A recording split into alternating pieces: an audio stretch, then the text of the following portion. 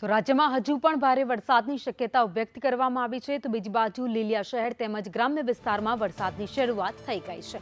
પવન અને ગાજવીજ સાથે કમોસમી વરસાદ શરૂ થઈ ગયો છે। ધોધમાર વરસાદથી વાતાવરણમાં ઠંડક પ્રસરી છે। કમોસમી વરસાદથી ઉનાળુ પાકને નુકસાનની ભીતિ ખેડૂતોને સતાવી રહી છે। વધુ અપડેટ સાથે સંવાદદાતા પ્રદીપ અમારી સાથે જોડાઈ ગયા છે। પ્રદીપ, અમરેલીના લીલિયામાં ધોધમાર વરસાદ વરસ્યો।